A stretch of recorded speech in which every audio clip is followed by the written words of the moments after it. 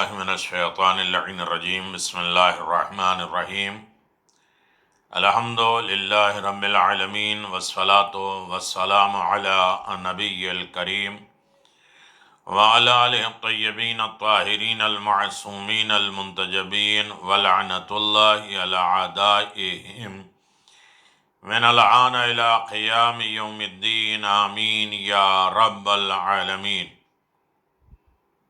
بسم اللہ الرحمن الرحیم ان اللہ وملائکتہ یصلون علی النبی یا ایہا الذین آمنوا صلوا علیہ وسلموا تسلیما الذین یؤذون اللہ ورسولہ لعنہم اللہ فی الدنیا والآخرہ۔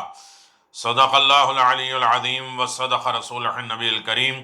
اما بعد فقد قال اللہ تبارک وتعالی بسم اللہ الرحمن الرحیم قل هو اللہ احد اللہ الصمد لم یلد ولم یولد ولم یکن له کفوا احد۔ صدق اللہ العلی العظیم وصدق رسول النبی الکریم وعلی آلہ الطیبین الطاہرین۔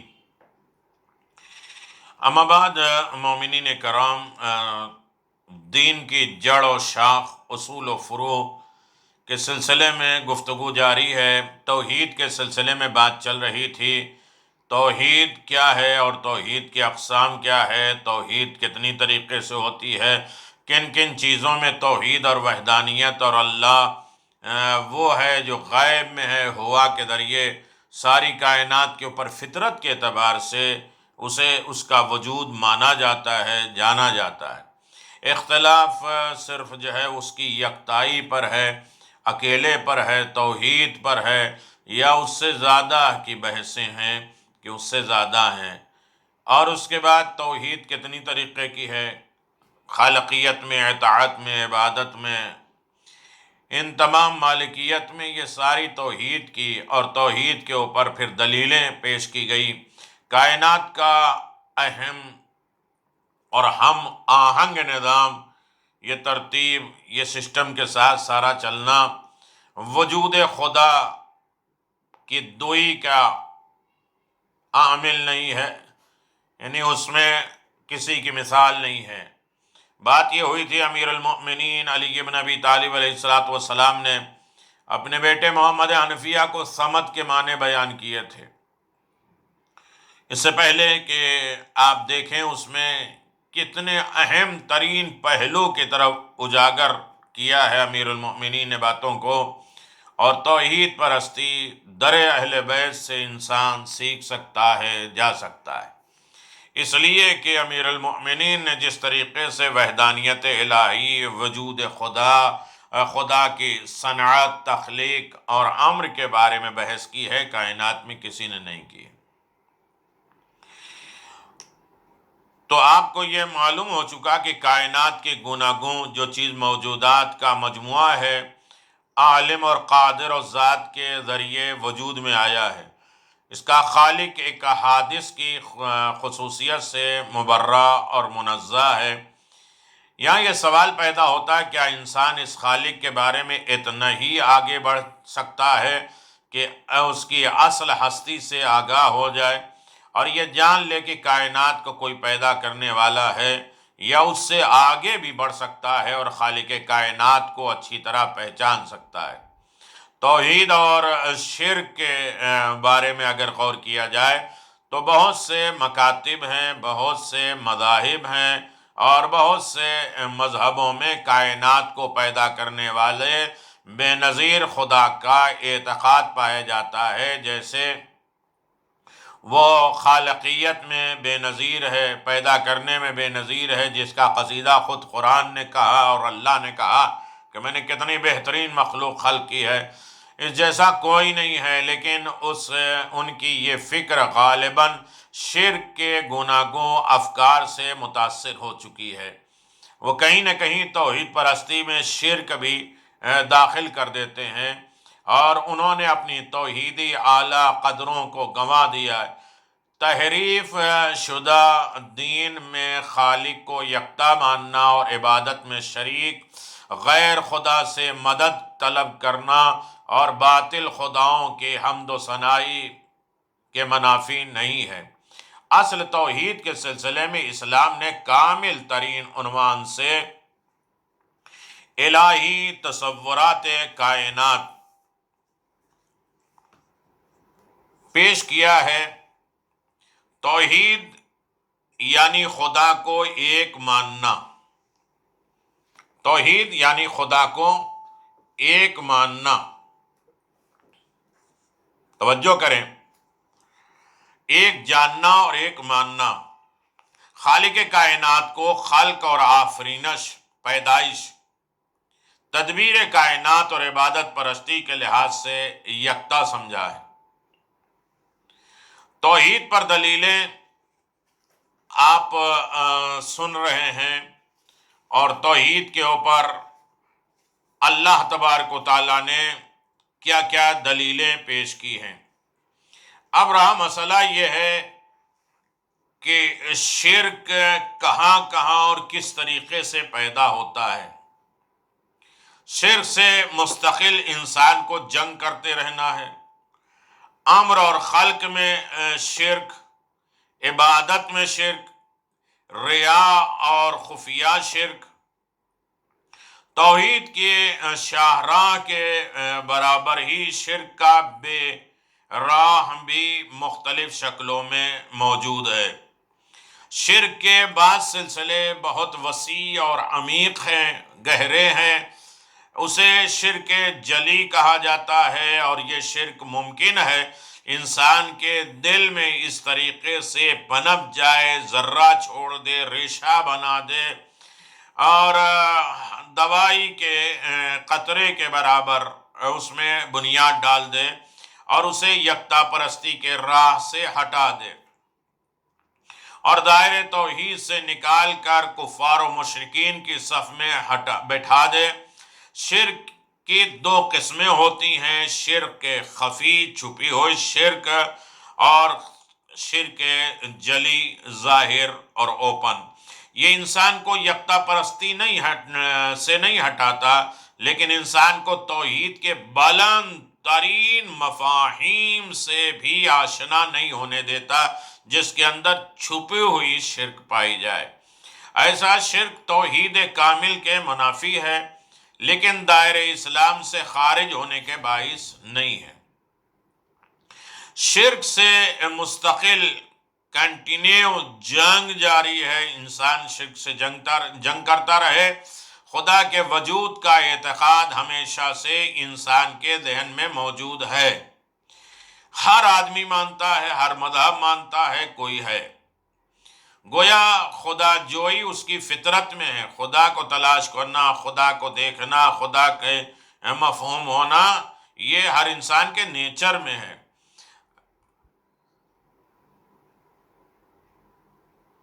بشر یعنی آدمی ہمیشہ سے خدا کے وجود کا معتقد ہے، عقیدہ رکھتا ہے کہ کوئی ہے۔ وہ الگ بات ہے کون کس نام سے جانتا ہے اور پہچانتا ہے، لیکن بعض انسانوں کا یہ عقیدہ گناہوں کے قسم کے شرک سے آلودہ ہے۔ بہت سے لوگوں کا یہ عقیدہ کہیں نہ کہیں شرک سے مل جاتا ہے۔ وَلَئِن سَأَلْتُهُم مِّن خَلَقِ السَّمَاوَاتِ وَالْأَرْضِ سَخَّرَ الشَّمْسَ وَالْقَمَرَ لَيَقُولَنَّ اللَّهُ، سورہ عنکبوت آیت نمبر 61۔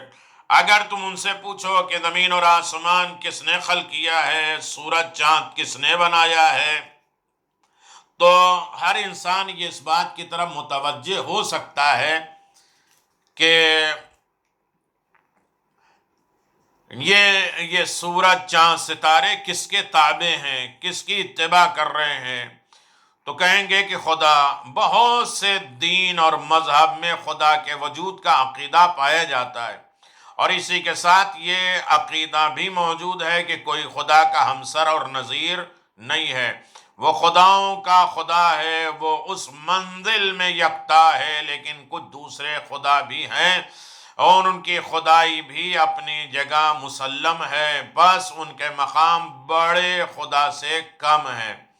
شرک سے جنگ کے لیے ہمیشہ پیغمبر مبعوث ہوئے ہیں، نبی آئے ہیں، دین آیا ہے، کتابیں آئی ہیں کہ شرک سے لڑتے رہو۔ پیغمبروں نے انسانوں کی توحید اور یکتا پرستی کی دعوت دی، شرک اور خرافات پرستی سے روکا، اور ان کا پیغام تھا کہ ان وہم اور بیکار فضول اور بنائے خداؤں کی پرستش اور عبادت کے بجائے خدائے وحدہ لا شریک کی عبادت کریں۔ امر اور خلق میں شرک، بعض لوگ کائنات کی تخلیق، بعض لوگ کائنات کی وجود یا اس کی پیدائش اور اس کے نظم و ربط کے لحاظ سے دو چیزوں کے معتقد ہیں، عقیدہ رکھتے ہیں۔ خیر اور نیکی کو سوتا نور سے پھوٹتا ہے، شر اور بدی ظلمت اور تاریکی سے وجود میں آتی ہے۔ اسلام کے نقطہ نظر سے اس شرک کو نظر انداز نہیں کیا جا سکتا، یہ امر اور خلق کے مقابل میں ہے۔ مانو اور مزدکیوں کا یہی نظریہ ہے، بہت سے مذاہب میں ان کے نظریے امر اور خلق، تخلیق اور امر کے سلسلے میں یہی ہے۔ یہ وہ لوگ ہیں جو کائنات کی اصل ایک خدا کو جانتے ہیں اور اس کی تخلیق کو ہمیشہ مبدا ابتدا میں بھی جانتے ہیں کہ شروعات کہاں سے ہوئی ہے، لیکن کائنات کے نظم و نسق میں دوسرے خداؤں کو بھی شریک سمجھتے ہیں کہ کائنات کے جو نظام چل رہا ہے اس میں کوئی اور بھی شریک ہے۔ یہ شرک کے واضح قسم ہے اور جو نشستوں کا یہی عقیدہ ہے۔ زر نشیوں کا اور نشتیوں کا یہی عقیدہ ہے کہ خالق تو وہی ہے، مالک تو وہی ہے جس نے پیدا کیا ہے، لیکن اس کی حکومت میں، اس کی سلطنت میں، اس کی قدرت میں کوئی اس کا اور شریک ہے، یہ شرک ہے۔ عبادت میں شرک کیا جاتا ہے۔ بعض لوگ کائنات کی تخلیق اور اس کے انتظامی کام کو خدا سے مخصوص جانتے ہیں، لیکن عبادت میں خدا کے ساتھ کچھ اور، مثلا پتھر، لکڑی، دھات، حیوانات، ستارے، سورج کو بھی وہ یہ کہتے ہیں یہ خدا نہیں ہے، لیکن خدا کے ساتھ ان کی عبادت کرتے ہیں، یہ عبادت میں شریک مانتے ہیں، ان کی پوجا کرتے ہیں، پرستش کرتے ہیں، عبادت کرتے ہیں۔ ماضی میں تو اس شرک کے بہتات تھی، اب بھی دنیا کے بہت سے گوشہ کنار میں پایا جاتا ہے، جسے اوپن کھلے ہوئے شرک کہا جاتا ہے۔ چونکہ عبادت اور پرستش حاجت طلبی اور ستائش اور تعریف میں توحید کی زیادہ اہمیت سمجھی جاتی ہے، لہذا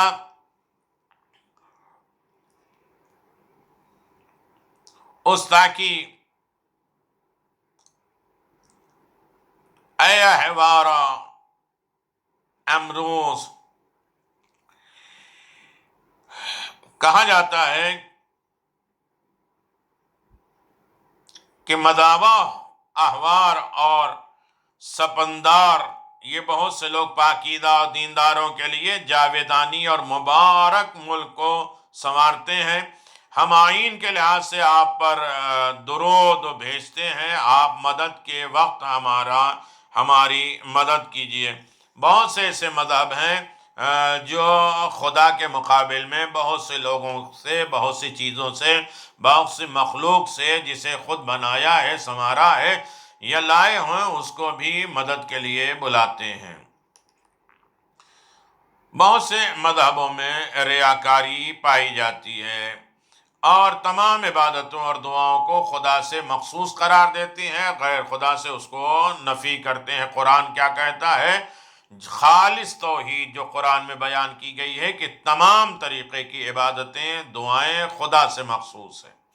وہ الگ بات ہے خدا کس کے ذریعے دیتا ہے، کس وسیلے سے دیتا ہے، اور خدا تک پہنچنے کا وسیلہ کیا ہے، خدا تک پہنچانے کا ذریعہ کیا ہے، یہ سب توحید ہے، شرک نہیں ہے۔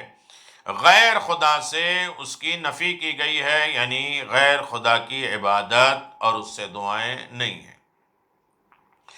ریا یعنی دکھاوا اور خفیہ شرک، چھپا ہوا شرک جو ہے، عبادات میں ریاکاری، دکھاوا ایک قسم کا جو ہے وہ چھپا ہوا شرک ہے، جو کہ خالص توحید کے منافی ہے۔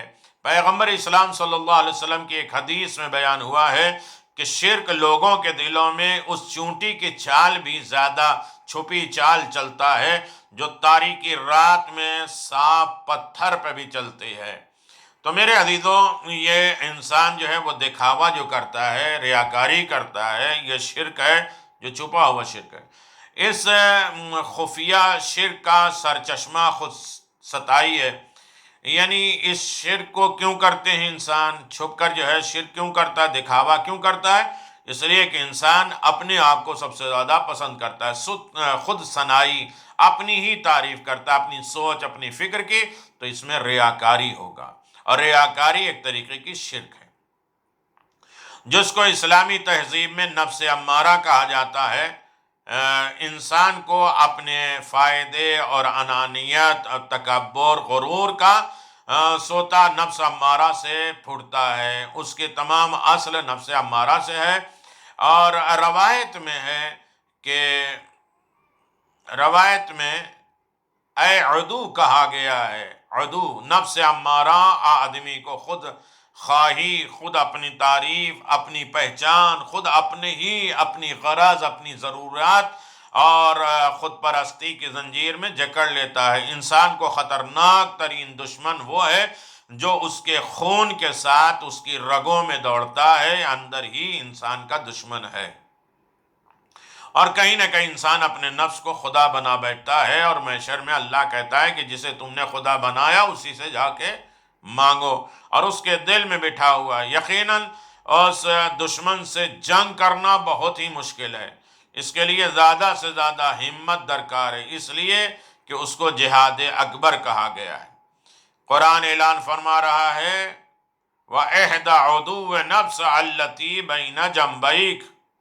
امام جعفر صادق علیہ السلام فرماتے ہیں کہ پیغمبر نے ایک گروہ کو جنگ پر بھیجا، جب وہ واپس آیا تو آپ نے فرمایا خوش نصیب ہیں وہ لوگ جو جہاد اصغر سے واپس آئے ہیں، یہ چھوٹی جنگ ہے، اور ان کے سامنے جہاد اکبر ہے۔ کسی نے عرض کیا یا رسول اللہ جہاد اکبر کیا ہے؟ فرمایا جہاد بالنفس، اپنے نفس سے جہاد کرنا۔ وسائل الشیعہ جلد نمبر 6، اس میں تفصیل کے ساتھ بیان کیا گیا ہے۔ اب ہم آپ کی خدمت میں خلاصہ پیش کریں کہ توحید کے شاہراہ، توحید کا راستہ کے برابر شرک کے بھی بہت سے راستے پائے جاتے ہیں۔ جس طرح توحید بہت طریقے سے ہے، اسی طرح اس میں شرک بھی بہت طریقے کی راہیں لوگ ڈھونڈ لیتے ہیں، اور یعنی بیس بنیاد کوئی نہ کوئی ریشہ، کوئی نہ کوئی ہنگ، کوئی نہ کوئی اشارہ خلق اور امر اور عبادت میں، شرک میں شامل کر دیتے ہیں۔ تمام آسمانی پیغمبروں کا پیغام توحید اور یکتا پرستی، اور وہ شرک اور چند خداؤں کے عقیدے سے جہاد کرتے رہے۔ تمام انانیتوں کا محور نفس امارہ، خود پرستی ہے۔ روایت میں اسے خطرناک دشمن کہا گیا ہے۔ کامل یکتا پرستی یہ ہے کہ موحد ہر قسم کے شرک اور خود پرستی سے جنگ کرتا رہے۔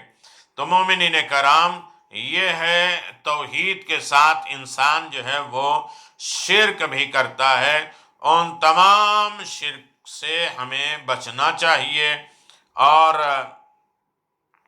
یقیناً جو ہے وہ ہر عالم میں انسان توحید پرست ہو۔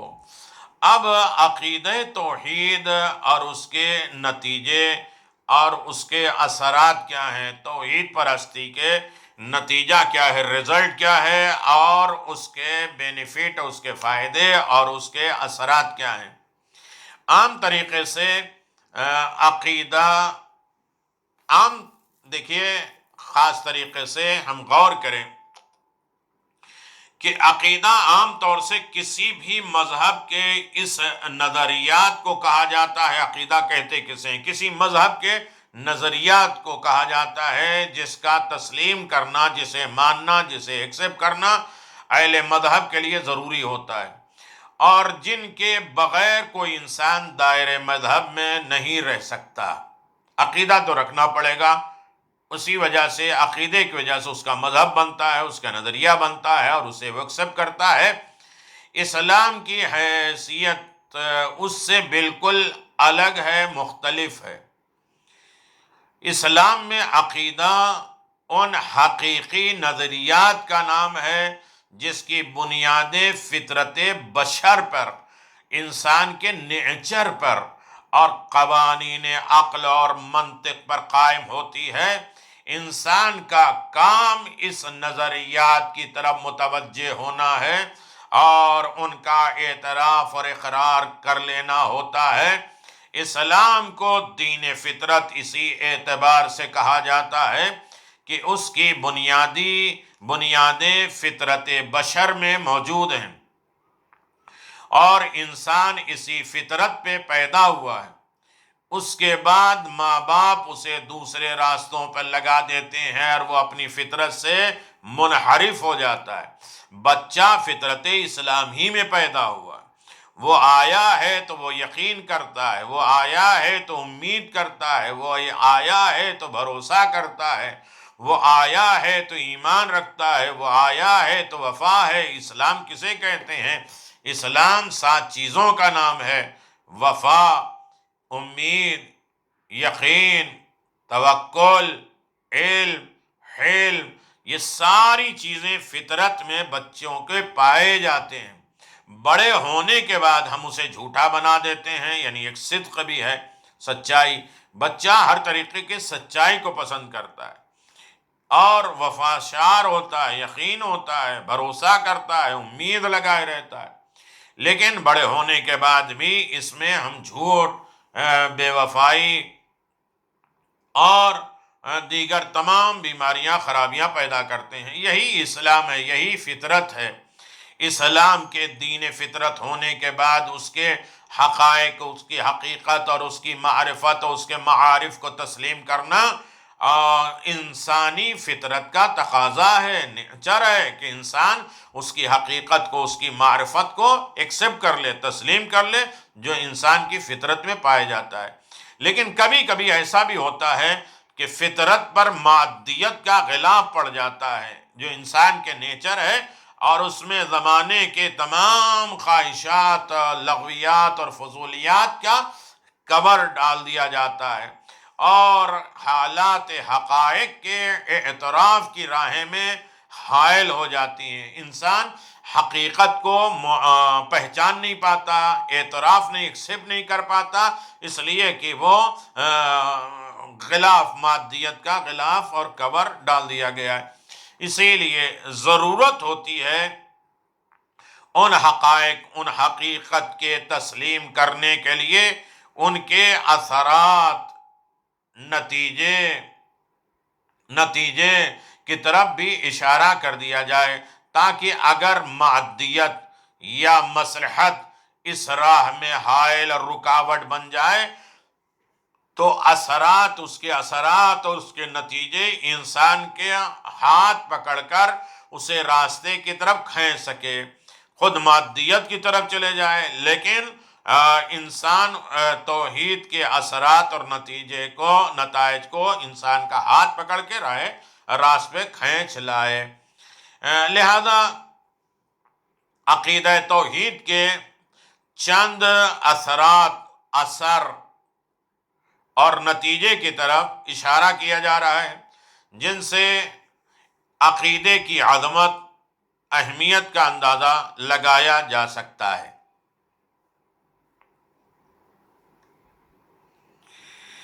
بلندی فکر پہلی چیز ہے کہ جو عقیدے کا اثر ہوتا ہے، رزلٹ ہوتا ہے، نتیجہ ہوتا ہے، انسان فطری طور سے، نیچر کے اعتبار سے اس حقیقت سے باخبر ہے کہ اسے اس کائنات میں اشرف المخلوقات ہونے کا شرف ہے، سب سے بہترین مخلوق ہونے کا شرف انسان کو ہے۔ یہ فطرت میں اسے معلوم ہے کہ ساری چیزیں میرے انڈر میں ہے، میرے کور میں ہے، اور ہم انسان سب سے اعلیٰ ہیں اور سب کچھ ہمارے لیے پیدا کیا گیا ہے۔ اور کائنات کا کوئی عنصر اس سے بلند تر نہیں ہے، کوئی چیز بھی انسان سے بلند نہیں ہے۔ وہ جمادات سے بھی بالا ہے، پتھر ہے، ذرے ہیں، زمین، سب سے بھی اعلیٰ ہے انسان۔ وہ نباتات، جھاڑ، درخت، پودے، پلانٹ، سب سے بھی اعلیٰ ہے۔ وہ حیوانات سے بھی بلند ہے۔ وہ الگ بات ہے کہ انسان کبھی گر جاتا ہے تو حیوانوں کے سامنے ہاتھ جوڑ کے کھڑا ہوتا ہے، حیوانوں کی طرح اپنی ضرورتوں کو پورا کرتا ہے، لیکن اللہ نے انسان کو اشرف ترین مخلوق بنایا ہے اور انسان کو عقل کی دولت دی ہے تاکہ انسان یہ بات سمجھے کہ عقل کے بروئے کار لاتے ہوئے کہاں ضرورتوں کا استعمال کرنا ضروری ہے اور کہاں ضرورتوں کو چھوڑ دینا یہ فطرت انسانی میں پائی جاتی ہے جو عقل کی بنیاد پر ہو گئے۔ اور جنات اور ملائکہ سے بھی افضل قرار دیا ہے۔ ملائکہ بھی اس کے سامنے، انسان کے سامنے سجدہ کرتے ہیں، جنات بھی اس کے کنٹرول میں رہتے ہیں، لیکن اس کے باوجود جب اس کی آنکھوں پر عقیدے کا غلاف چڑھ جاتا ہے تو وہ اس قدر پست ہو جاتا ہے۔ انسان جانتا ہے کہ میں سب سے اعلیٰ مخلوق ہوں، ہر مخلوق سے اعلیٰ، لیکن جب مادے کا غلاف اور کور انسان کے آنکھوں کے سامنے آ جاتا ہے تو اس قدر پست ہو جاتا ہے، ذلیل ہو جاتا ہے، گر جاتا ہے کہ تمام مخلوقات سے اشرف اور بالا تر ہونے کے باوجود کبھی پتھروں کو سجدہ کرنے لگتا ہے، کبھی درختوں کو سجدہ کرنے لگتا ہے، کبھی حیوانوں میں خدائی کا جلوہ دیکھنے لگتا ہے اور کبھی جنات اور ملائکہ کو اپنا رہنما اور قائد بنا لیتا ہے۔ یہ انسان کی عقل پر پردے پڑ گئے، انسان پست ہو جاتا، ذلیل ہو جاتا ہے تو وہ اپنے سے کمتر کے سامنے بھی جھک جاتا ہے۔ اس میں یہ شعور بالکل مردہ پایا جاتا ہے، مردہ ہو جاتا ہے کہ اس کا مرتبہ ان تمام مخلوقات سے بالا تر ہے اور وہ اس بات کا حقدار ہے کہ یہ پوری کائنات اس کے قبضے میں ہے ہو اور وہ تسخیر کائنات کا عمل انجام دے، کائنات کو اپنے کنٹرول میں لے، سب کچھ اس کے حوالے ہو، سب کچھ اس کے انڈر میں ہو، اور اس کی مردنی کے نتیجے میں، مرنے کے نتیجے میں وہ ان سب کی خدائی کا اعتراف کر لیتا ہے۔ اسلام نے عقیدہ توحید کے ذریعے انسان کی فکر کو فطری بلندی سے آشنا بنا دیا۔ اسلام وہ عقیدہ توحید ہے جو انسان کی فکر کو فطری بلندی سے پہچان، آشنا بنانا چاہ رہا ہے اور اسے یہ شعور دیا ہے، اسے یہ عقل دیا ہے، اسے سمجھایا گیا ہے کہ تیرا خضوع اور خشوع اور تیری بندگی صرف اس ذات کو زیبا دیتی ہے۔ تیری خشوع، جھکنا، عقل، ساری چیزیں عبادت صرف اس وحدہ لا شریک کے سامنے جھکنے کی طرف دلالت کرتی ہے، اور تم زیبا رہو گے، اچھے رہو گے، نیک رہو گے۔ اس کے علاوہ اگر گرو گے تو پست۔ جو ساری کائنات سے بالا تر پروردگار ہے اس کے سامنے انسان اشرف ترین مخلوق۔ ساری چیزیں، ساری کائنات بندے کے لیے بنائی ہے اور بندے کو اللہ نے اپنے لیے بنائی۔ جس طرح ساری چیزیں انسان استعمال کرتا ہے اسی طرح خود خدا کے ہاتھ میں استعمال ہو۔ جس طرح ساری مخلوق انسان جب استعمال کرنا چاہتا ہے تو کوئی مخلوق اس کا انکار نہیں کرتی ہے، اسی طرح خدا جب کوئی آرڈر دے تو یہ بندہ انسان بھی کسی طرح سے چونچرا نہ کرے۔ اس کے علاوہ کائنات کی کوئی شے تیری بندگی کا حقدار نہیں ہے، یہ انسان کو ایکسپٹ کرنا چاہیے۔ پروردگار تیرے علاوہ کائنات کی کوئی چیز بھی بندگی اور عبادت کے لائق اور حقدار نہیں ہے۔ کلمہ لا الہ الا اللہ ایک مذہب، ایک عقیدہ نہیں ہے، یہ ایک فطری شعور ہے کہ سارے خداؤں کا انکار کرو، ایک وحدہ لا شریک کا اقرار کرو۔ یہ ایک فطری شعور ہے، یہ نیچر میں عقل مندی ہے، جسے اسلام نے بیدار کرنا چاہا، جگانا چاہا، پہنچانا چاہا۔ ایک فطری ارتقاء، بلندی، جس سے اسلام نے آشنا بنانا چاہا، عقیدہ توحید مٹ جائے، عقیدہ توحید مٹ جائے تو انسانی شعور پست اور مردہ ہو جاتا ہے، اور یہ عقیدہ زندہ ہو جائے تو انسانی شعور کو عجیب اور غریب ارتقاء اور بلندی حاصل ہو جاتی ہے، اور وہ ان بلندیوں پر نگاہ رکھنے سے لگتا ہے کہ جس کے آگے کل کائنات پست دکھائی دیتی ہے، بیکار دکھائی دیتی ہے، حقیر دکھائی دیتی ہے، اور اس کی نگاہ کے سامنے مالک کائنات کے علاوہ کوئی شے نہیں رہ جاتی ہے۔ حقیقت پروردگار کی ہے، اور پروردگار کے سامنے بلندیوں پر انسان نگاہ رکھنے لگتا ہے۔ یہ پہلا نتیجہ ہوتا ہے، پہلا توحید کا اثر یہ ہوتا ہے کہ انسان اپنی حقیقت کو سمجھ لیتا ہے۔ اشرف المخلوق ہے تو اپنے سے نیچے اور پست کے سامنے نہیں جھکے گا، وہ اپنی قادر مطلق جو فطرت میں شعور ہے، عقیدے میں شعور ہے، اور اس کے سامنے خلوص نیت کے ساتھ انسان جھکتا ہے، اور اسی کو خالق سمجھتا ہے، مالک کائنات سمجھتا ہے۔ یہ پہلا فائدہ ہے کہ جب انسان اپنے آپ کو اشرف مخلوق سمجھ لے گا تو وہ کسی کے سامنے نہیں جھکے گا، اور خدا کے سامنے جھکے گا اور خدا کی مانے گا، اور خدا کے علاوہ کسی اور کو لائق عبادت اور لائق پرستش نہیں سمجھے گا۔ اور یہی وجہ ہے کہ یہ پہلا امتیاز تھا، پہلی دلیل تھی کہ انسان اعلیٰ ہے، بہتر ہے، اور اس کا ضمیر مردہ نہیں ہے، تو وہ کبھی بھی اپنے سے کمتر جسے اپنے لیے استعمال کرتا ہے اسے خدا نہیں مانے گا۔ وآخر دعوانا ان الحمد للہ رب العالمین، وصلی اللہ علی محمد وآلہ الطیبین الطاہرین۔ اب ہماری باتیں توحید کے نتیجے کیا ہوتے ہیں، اور توحید کے اثرات کیا ہوتے ہیں، اور توحید پرستی کے فائدے کیا ہوتے ہیں۔ انسان اعلیٰ بنتا ہے، بہتر بنتا ہے، افضل بنتا ہے۔ اللہم صلی علی محمد وآل محمد وعجل فرج آل محمد۔